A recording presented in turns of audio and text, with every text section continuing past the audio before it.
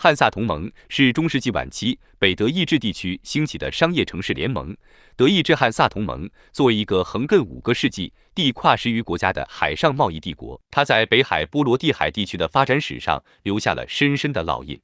汉萨商人在海外的贸易活动，将整个北欧连结成为一个现代化的国际贸易区，为荷兰和英格兰的商业资本主义之路奠定了基础。汉萨同盟在城市建设、建筑艺术以及法律文化上的遗产则保留至今，是世界文明中不可忽视的瑰宝。为了纪念汉萨同盟，德国将国家航空公司命名为汉莎航空，德语意为空中的汉萨同盟。汉萨一词对应的日耳曼语词的原意为集团。汉萨同盟中心在吕贝克，极盛时加盟城市超过160个。相比那些在罗马时代就成为军团驻地的中部城市而言，吕贝克自诞生之日起就具有鲜明的商业色彩和开拓气质。公元700年前后，这里还只是斯拉夫人的一个小村落。随着维京人带动的北方海洋商业热潮的兴起，一大批波罗的海城市随之兴旺发达，吕贝克就是其中的佼佼者。当时的荷尔施泰地区还是德意志骑士和原始异教徒们的浴血奋战之地，但吕贝克却悄悄收购着维京人从海上带来的琥珀、鹿角、海豹皮，并将铁和布料出口到北方的斯堪的纳维亚。为了防备频频南下的海盗船队，当地人在神圣罗马帝国的允许下，到村庄附近的特拉维河河口建起堡垒。这座要塞被命名为吕比斯，意为可爱的地方。最初的吕贝克只是一个三角洲定居点，但在1128年，文德海盗们劫掠并焚毁了这座要塞后，荷尔施泰因伯爵又在老城的废墟上重新建起了新堡垒，并将其命名为吕贝克。到1226年，精神圣罗马帝国皇帝腓特烈2世首肯，吕贝克成为了帝国境内的自由市。由20人组成的城市自治委员会负责管理吕贝克的日常事务，其成员以经营波罗的海和北德意志地区贸易的大商人为主，吕贝克也因此开始进入工商业大发展时期。得益于历史原因，德国地区的商会发展有相当优越的先天条件。德国地区自10世纪开始，已渐渐出现不少人口集中的城市。到13世纪，统治德国地区的神圣罗马帝国将一些重要城市提升成为自由城市。这些自由城市脱离封建制度，而直接归属神圣罗马帝国管辖。在自治体制中，集中城市资源与财富的商会便成为城市的统治阶层。在中世纪的欧洲，由于封建体制和宗教分权的影响，各个领主之间经常爆发冲突。在现今德国北部地区，虽然名义上尊奉神圣罗马帝国皇帝为最高领袖，但实际上诸侯们自行其事，他们对贸易活动的关注基本局限于收税。因无力保障贸易路线的安全，以商人为代表的市民阶层和领主之间经常爆发冲突。在这样的背景下，部分北德意志城市的大商人为了能够降低风险，增加和领主们博弈的筹码，开始联合起来。在众多北德意志城市中，位于波罗的海西南角的吕贝克脱颖而出。当时，波罗的海地区的居民对烟鲱鱼的需求量很大，烟鲱鱼不但能在寒冷的冬季给缺乏肉食匮乏的居民提供廉价的蛋白质，还不受天主教斋戒的限制。腌制鲱鱼需要大量食用盐，因食用盐主产区吕勒堡无法直接进行海上贸易。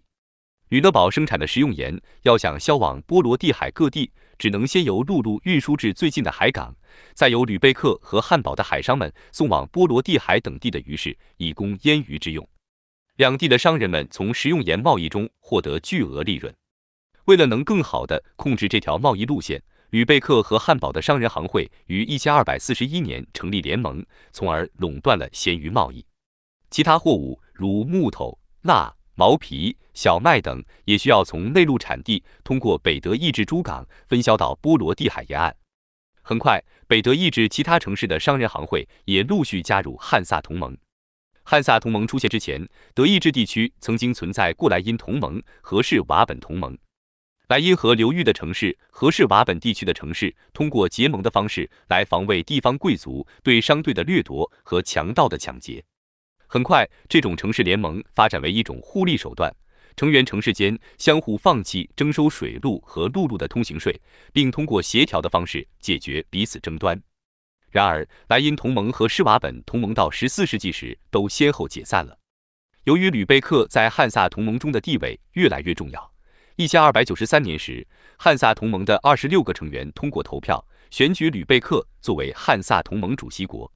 当时，丹麦国王瓦尔德马四世垂涎于汉萨同盟获得的巨额贸易收入，出兵占领了位于哥特兰岛的汉萨城市维斯比。结果，这一举动引发了汉萨同盟与末代维京海盗之间的战争。借着时代的进步，旧式的维京长船在高大的科克船面前毫无招架之功，装备寒酸的北欧重步兵更是在德意志雇佣骑兵的冲击下一败涂地。最后，瓦尔德马国王被迫签订施特拉尔松条约。战后，汉萨同盟正式步入了黄金时代。汉萨商人的足迹一度向北抵达北冰洋，向南摸索至黑海沿岸。包括英国国王、神圣罗马皇帝在内的众多贵族统治者，均依靠汉萨同盟提供资金支持。在12至13世纪，德国的区成立了条顿骑士团。条顿骑士团的扩张开发了东欧的贸易圈，而同样以德国人为主要构成的汉萨同盟就乘机垄断了整个波罗的海沿岸的贸易。全盛时期的汉萨商人势力东至波罗的海沿岸城市里加，西至英伦岛的伦敦。可以说，汉萨商人比荷兰商人更早驰骋于海上。从13世纪60年代开始，英国将不同的德意志商人社群作为一个统一的单位进行管理。这种统一是外部强加的。当时，科隆和吕贝克的商人仍将对方视为自身在英格兰最主要的竞争对手。与此同时，伦敦开始向德意志商人征收过境税。当德意志商人发生反抗后，爱德华一世国王将商人们和伦敦当局召集到财政部。他裁定，德国人将负责修复主教门，并支付守门人1/3的工资。作为协议的一部分，爱德华一世授予德国商人选举英国市议员的权利。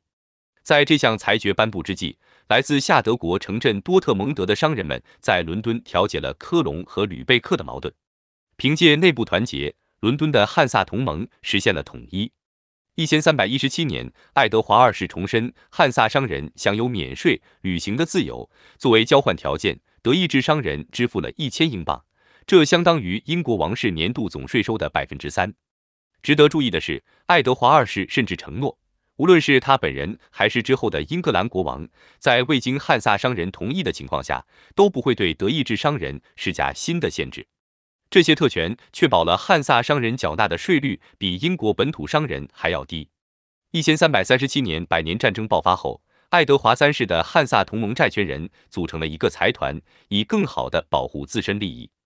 4年，汉萨同盟的债权人向爱德华三世提供了8300英镑的贷款，从而获得了在15个英国港口征税的权利，直至债务偿还完毕。伦敦的故事是汉萨同盟传奇的缩影。汉萨同盟一词正是在英格兰首次成为专有名词。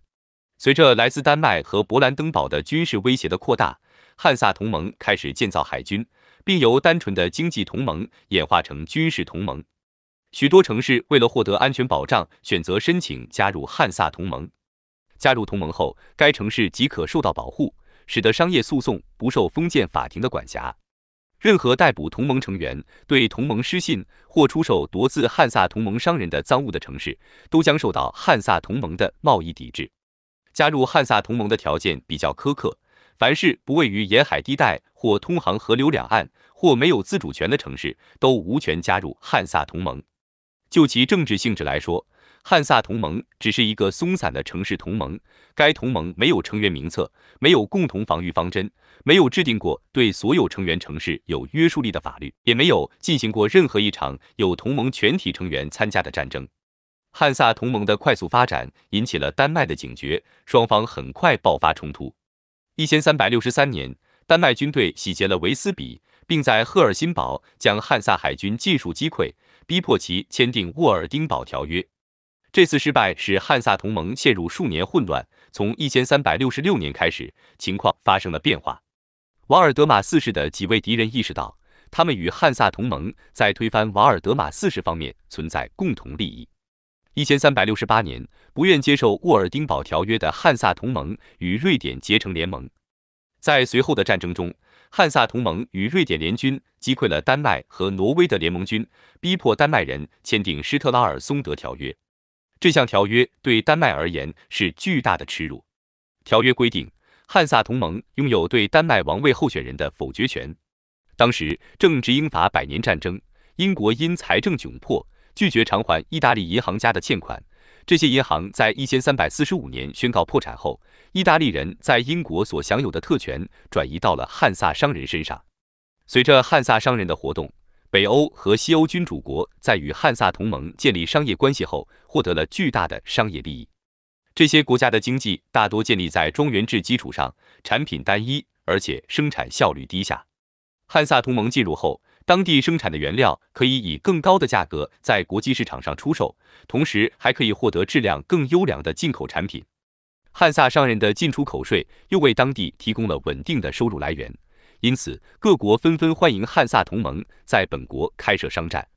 作为一个商业联盟转化而来的半政治实体，汉萨同盟的建立确保了北德意志商人在海上贸易上的垄断地位，即使在巅峰时期，汉萨同盟也难以维持团结。每当一个汉萨同盟城镇认为其成员资格所带来的责任超过其所能获得的利益时，他就会直接退出。从14世纪开始，吕贝克和整个汉萨同盟都步入了衰亡下降通道。在南方，葡萄牙人开辟了利润更高的远东贸易路线，夺走了很多银行家对汉萨商人的资金支持。与此同时，迅速发展壮大的各路诸侯纷纷扶植本国商人，此举削弱了汉萨商团的政治影响力。当时，汉萨同盟在波罗的海的盟友条顿骑士团遭到波兰和俄罗斯诸公国的夹击，致使波罗的海的贸易受到阻隔。一些史学家认为，15世纪后欧洲开始离开小冰期，气候逐步回暖，导致西欧对毛皮的需求大幅减少。这些因素严重打击了汉萨同盟在毛皮和琥珀等稀有商品上的垄断地位。与此同时，加盟城市内部也存在很多矛盾，有时甚至互相拆台。汉萨同盟作为城市同盟，本身实力有限，无法集中人力、物力与大国抗衡。加上汉萨同盟排斥在文艺复兴时期逐渐发展起来的信贷与银行业务，导致汉萨同盟逐渐在商业贸易中陷入困境。随着新航路的开辟与英国、意大利、勃兰德斯等地区商业的发展，汉萨同盟不可避免地走向衰落。汉萨同盟的几个主要贸易伙伴此时也开始落井下石。英国商人长期对汉萨商人的片面最惠国待遇不满，向王室施压，王室也厌恶汉萨同盟的飞扬跋扈。到亨利7世时期，英国要求汉萨同盟商人用所得利润在英国购买本地产品。到伊丽莎白一世时代，汉萨同盟在英国长达300多年的商业特权被全部剥夺。与此同时，政治潮流也从汉萨同盟的权力中心转移。随着欧洲新一代商业中心的崛起，他们汲取了前人的经验教训。这些城市制定了全面的商业法典。随着新大陆的发现，大量贸易走廊被开辟出来，这使得旧的汉沙体系进一步走向衰落。荷兰借助其优越的地理位置和港口河道众多的条件，取代了汉萨同盟商船队的海上马车夫地位，垄断了西欧的商业海运。此外，15世纪轻渔渔场自波罗的海转移至北海后，吕贝克遭受了巨大损失，而荷兰则借此致富。瑞典和丹麦成立卡尔马同盟后，严重削弱了汉萨同盟的影响力。丹麦女王玛格丽特一世强迫汉萨同盟放弃对丹麦的直接政治控制，她还支持海盗对汉萨商船发动袭击。汉萨同盟为此支持瑞典的叛乱，但斯塔夫·瓦萨即位瑞典国王后，立刻宣布断绝与吕贝克的关系。在汉萨同盟内部，科隆为了取代吕贝克而同英国勾结，汉堡也企图利用吕贝克与丹麦的争端从中取利。此外，始于1618年的30年战争摧毁了德国，这沉重地打击了汉萨同盟的经济基础。1669年，历史上最后一次汉萨同盟大会在吕贝克召开。会议结束以后，许多城市宣布脱离汉萨同盟，最后只剩下吕贝克、汉堡和不来梅3城仍保留汉萨自由市的称谓。拿破仑战争为汉萨同盟带来了最后的打击。汉堡、吕贝克和不来梅商船队被封锁欧洲大陆的英国海军消灭，吕贝克从此以后彻底衰落。汉堡和不来梅则借助19世纪德意志帝国的兴起而获得了新的商业中心地位。1937年，作为对吕贝克早年曾禁止其发表竞选演说的报复，希特勒取消了吕贝克的汉萨自由市称呼，并根据大汉堡法案将吕贝克并入什勒苏伊格和尔斯泰因省。汉萨同盟至此彻底灭亡。